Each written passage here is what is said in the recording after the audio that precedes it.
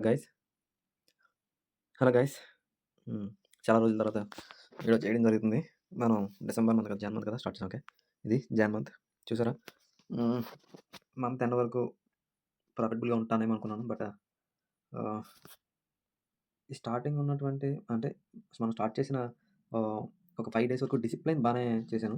But ఎప్పుడైతే okay 12వ తారీఖు నాడు 3500 కనబడుతుంది కదా, అప్పటి నుంచి డిసిప్లైన్ అనేది పోయింది మనకి. డిసిప్లైన్ అనేది ఇక్కడి నుంచి పోయింది. అక్కడి నుంచి ఇక్కడి నుంచి అనమాట. ఓకే, 9వ తారీఖు నుంచి డిసిప్లిన్ మనకు పోయింది.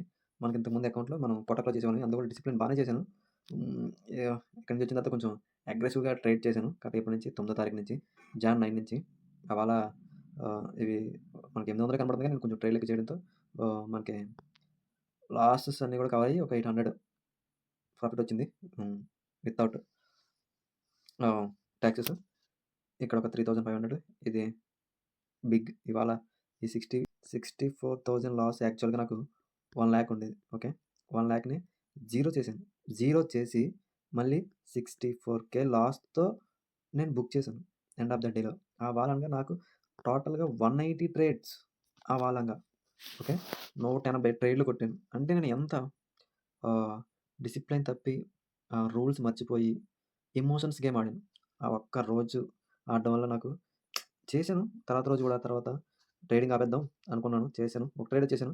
ఎందుకు నేను ఎగ్జిట్ అయిపోయా. తర్వాత రోజు ఓపికగా అసలు ప్లే చేయలేదు గేమ్ అనేది. తర్వాత రోజు ప్లే చేశాను.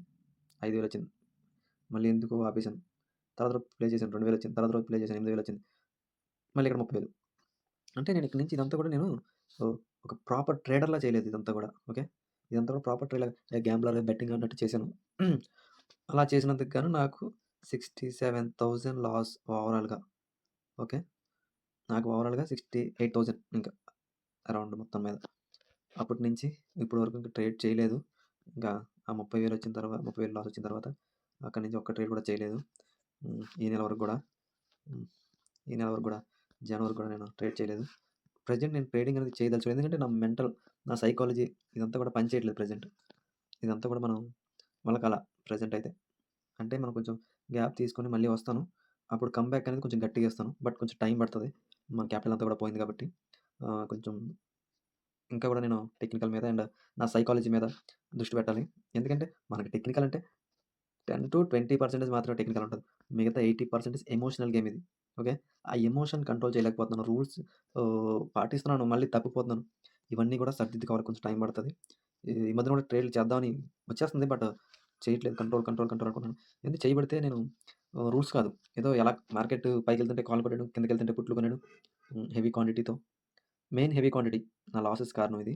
హెవీ హ్యూజ్ క్వాంటిటీతో మనం ట్రేడ్ చేసాం. అందుమూలంగా భారీ మూల్యాన్ని నేను చెల్లించుకున్నాను.